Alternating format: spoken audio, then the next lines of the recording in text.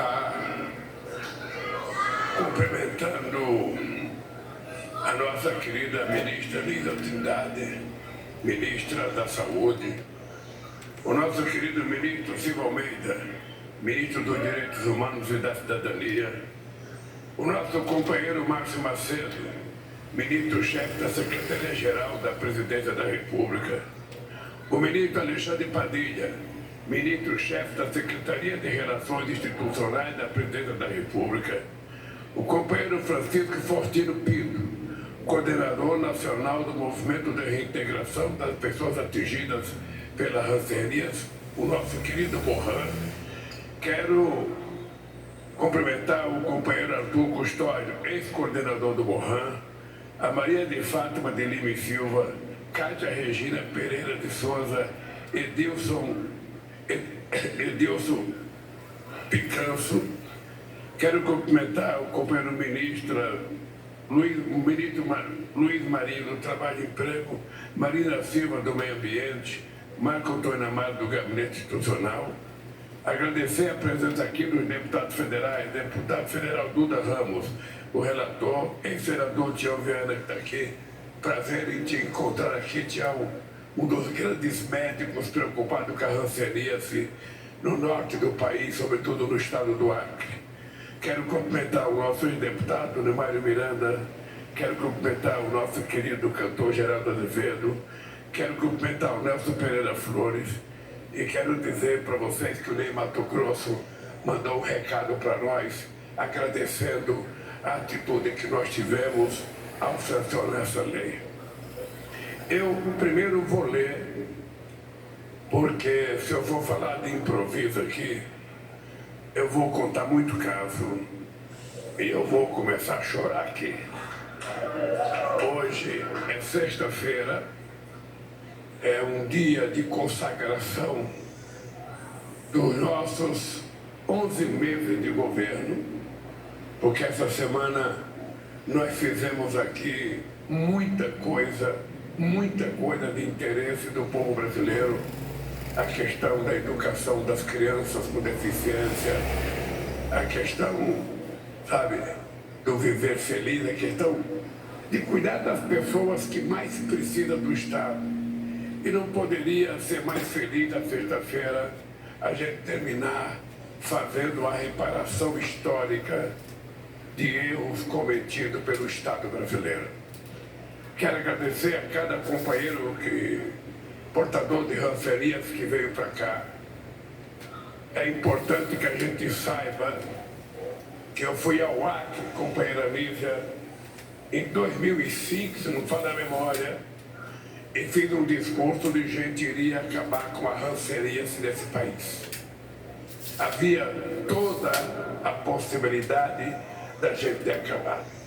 O Acre chegou a ter 1,8 casos por cada 110 mil habitantes. Hoje, voltou a crescer outra vez e voltou a crescer em vários estados. Significa que outra vez, da mesma forma que a gente está reconstruindo o país, a gente vai reconstruir a política mais eficaz possível para que a gente possa definitivamente acabar com a hanseníase desse país. E sobretudo, um processo de orientação através dos meios de comunicação para que as pessoas descubram os primeiros sinais, se eles serão portadores ou não, para que ele possa se tratar rapidamente e curar uma doença que tem cura. Não tem mais sentido a gente ter vergonha de ser chamado de leproso, de hanseniano, porque é uma doença que ela tem cura se ela for tratada. E ela só vai ser tratada, Lívia, se a gente explicar bem. Sabe? Então nós temos que explicar como é que a gente vai dizer para as pessoas em casa que estão nos assistindo e que vão assistir outros programas de saúde, como é que elas vão perceber o primeiro sinal, o segundo sinal. Porque essa pessoa tem cura. É como qualquer outra doença que a gente tem, que se cuidar em tempo, a gente não vai ter problema na vida o tempo inteiro. E a luta contra o preconceito é uma luta histórica. O preconceito é uma doença. E é uma doença grave. E muita gente precisa do preconceito para sobreviver, porque precisa de ódio para sobreviver. E nós precisamos exatamente fazer o oposto que essa gente faz. Nenhum dinheiro do mundo é capaz de compensar ou apagar as marcas que a segregação provocou na alma e no coração das pessoas portadoras de hanseníase e suas famílias.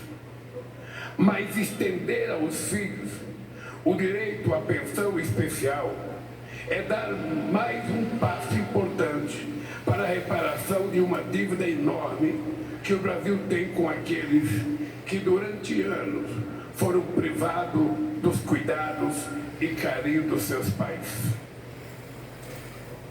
Ao mesmo tempo em que obrigava homens e mulheres com diagnóstico de hanseníase a viver isolados em hospitais colônias espalhadas pelo país, o Estado brasileiro criava uma geração de órfãos de pais vivos. Crianças abandonadas, levadas a crescer em locais segregados, muitas vezes vítimas também de preconceitos e maus tratos, privadas de amor e de oportunidades. Certamente, nenhuma delas, muitas das quais presentes aqui hoje, já adultas, têm lembranças boas dos locais para onde foram levadas. Pelo contrário, os relatos são sempre de sofrimento e dor, pela privação do convívio em família e pela violências múltiplas de que eram alvos. Crianças que nunca viram nem receberam as bênçãos carinhosas de seus pais e avós. Mães angustiadas, sem notícia dos filhos que o Estado tirou delas. Pais e filhos que, quando conseguiam se ver, não podiam ter nenhum contato físico, separado por grades ou por vidros. Crianças sem direito à infância, também vítimas do estigma em torno do mal de Hansen. Mesmo depois de 50, 60 ou 70 anos, a memória das privações ainda é muito presente. O Estado brasileiro falhou com essas crianças, com essas famílias, e é preciso mais uma vez reconhecer e pedir desculpas a elas e a toda a sociedade pelos erros do passado.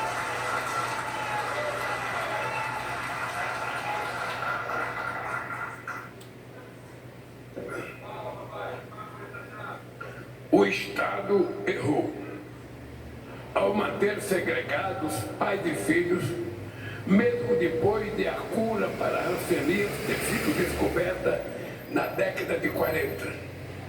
Mesmo depois da recomendação mundial para o fim do isolamento nos anos 1950.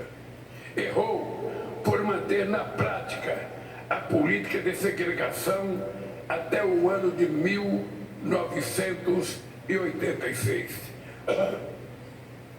É preciso pedir desculpas e é preciso principalmente construir políticas públicas para reparar os danos sociais que a segregação causou neste país. Companheiras e companheiros, certamente milhares de filhos separados dos pais por causa da hanseníase vão dormir mais tranquilos com essa lei que assinamos agora, estendendo os direitos que já estavam assegurados a seus pais. Além dos filhos, esse direito também chega a um grupo de hansenianos que ficou segregado em isolamentos domiciliares, em florestas e seringais.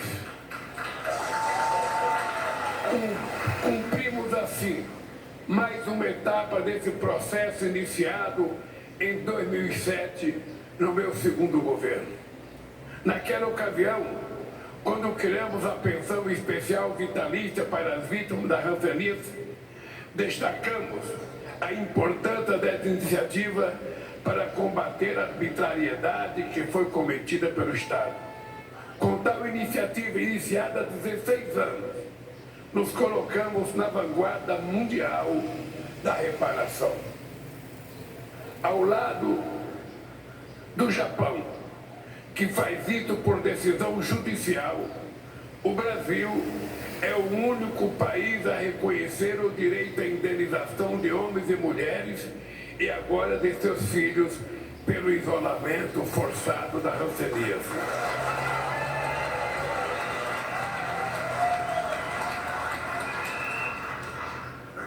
Assim como fizemos antes, com essa assinatura de hoje, estamos cumprindo um compromisso ético e moral com brasileiros e brasileiras excluídos do pleno exercício da sua cidadania. Estender a pensão especial para os filhos separados é também recompor a dignidade e cuidar dos que mais precisam.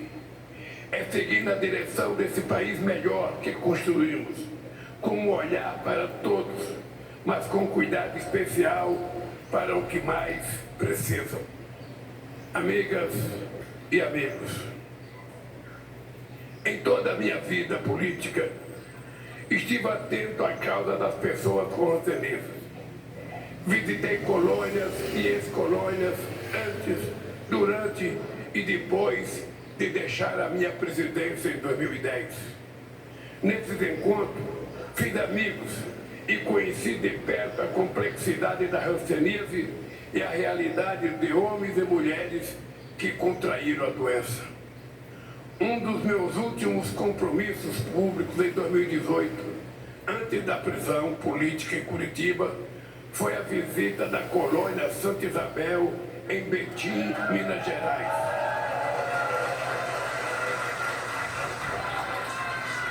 Fui o primeiro presidente da República do Brasil a abrir as portas do Palácio do Planalto para os atingidos pela hanseníase. Em 2007, antes de assinarmos a medida provisória da indenização, recebemos uma comitiva de representantes de hansenianos para ouvir diretamente suas demandas. Lembro da mobilização do nosso querido companheiro Gilberto Carvalho, que não está aqui conosco, para que esse encontro acontecesse. E lembro da atuação importante do MOHAN, o movimento de reintegração dos acometidos pela hanseníase, como voz potente dessas famílias na defesa de seus direitos. Construímos no passado e continuaremos construindo nossas políticas com participação social. E é muito importante que vocês, como os demais setores da sociedade, apontem prioridades e nos cobrem o cumprimento das nossas políticas. Eu queria lembrar para vocês que, assinando essa lei, eu lembro do dia da minha caneta. Essa caneta eu ganhei de presente. E eu fui assinar, quando eu fui assinar, o companheiro, acho que era Cristiano, o Mariano, foi falar e ele pediu para quebrar o protocolo. E a quebra do protocolo foi ele pedir a minha caneta Montblanc para guardar de recordação. E eu então tive o protocolo quebrado e recebi hoje a caneta para assinar outra vez. Espero que eu ainda possa assinar muitas leis com essa caneta.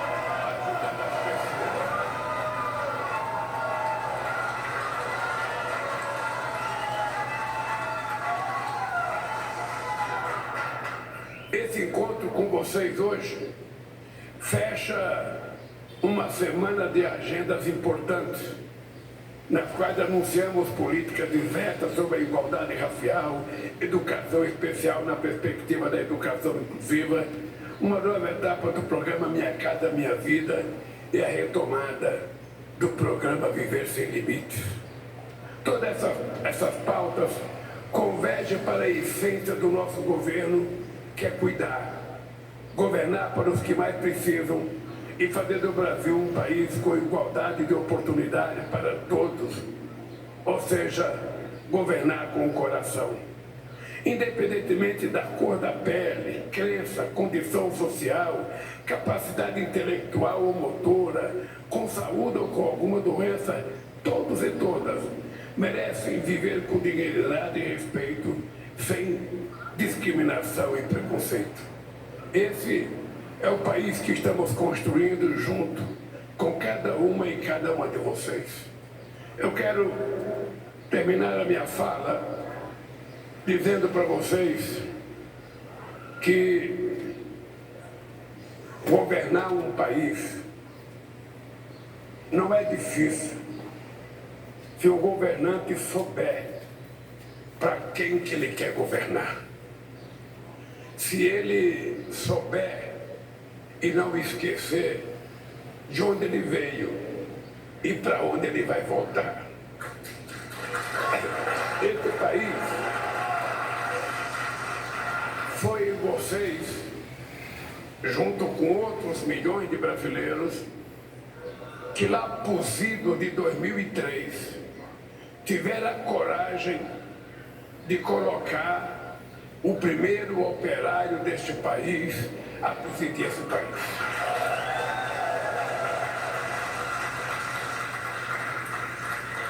Foi um ato de coragem, foi um ato desaforado, porque a sociologia política não concebia a ideia de que fosse possível. Esse palácio não foi feito para um metalúrgico presidir. Esse palácio foi feito para pessoas de outra camada social, para pessoas de outro espectro da sociedade, e não para um trabalhador que mal e porcamente tem um diploma primário e um curso do Senai. E o que é importante ter em conta, e vocês têm que botar na cabeça isso, é que como a gente significa a maioria de pessoas nesse país, a gente pode eleger quem a gente quiser, a gente pode fazer o que a gente quiser desse país, se a gente não perder consciência da nossa responsabilidade. Não pensem que um granfino qualquer vai se preocupar com alguém que está com hanseníase, que mora numa colônia lá no estado do Amazonas. Não pensem que alguém da elite desse país, da elite política, vai se preocupar com alguém que está segregado numa colônia lá em Cruzeiro do Sul, no estado do Acre. Não pense que alguém vai se preocupar com alguém que está confinado e segregado numa colônia em Betim ou em qualquer outro lugar desse país. Eu queria que vocês compreendessem que governar para pobre, governar para negro, governar para periferia, governar para pessoas com deficiência, governar para as pessoas que compõem a maioria desse país, que são as pessoas que labutam das 5 da manhã às 10 da noite para ganhar o pão de cada dia. Para governar este país é muito difícil, porque muito fácil é contratar um viaduto, muito fácil é contratar uma ponte, se bem que tudo isso é muito importante para o país. Muito fácil é contratar até uma ferrovia. Muito fácil é até fazer uma universidade. Agora, difícil é você lembrar que tem gente que não vai usar essa estrada, que não vai usar essa ferrovia, que não vai nessa universidade, e que você precisa ir até elas para dizer: se vocês não podem ir até mim, eu venho até vocês. Eu lembro, companheira Nívia Trindade, eu lembro da emoção dos primeiros companheiros que vieram aqui para a gente poder discutir a aposentadoria de vocês. Eu lembro que eu fiz questão de receber os companheiros na sala mais chique aqui no meu palácio, na minha sala de receber autoridades. Quando eu recebi, acho que era 12 ou 13 companheiros, e eu fiz questão de dar um beijo no rosto de cada um, para provar a quem tivesse assistido que se o presidente da República não tem preconceito, ninguém precisa ter preconceito de ninguém nesse país. E faço isso quantas vezes for necessário, porque esse país precisa voltar a fortalecer a democracia. E a democracia só vai ser consolidada nesse país quando o povo mais humilde, quando o povo trabalhador, quando o povo com ancianito ou qualquer outro cidadão com qualquer outra doença ser tratado com dignidade como cidadão e cidadão de primeira classe. É para isso que eu voltei a governar esse país, para cuidar de quem precisa do governo. Um grande abraço, parabéns à Câmara dos Deputados que aprovou essa lei, parabéns ao deputado Arruda, parabéns Padilha, e até o nosso próximo encontro, se Deus quiser.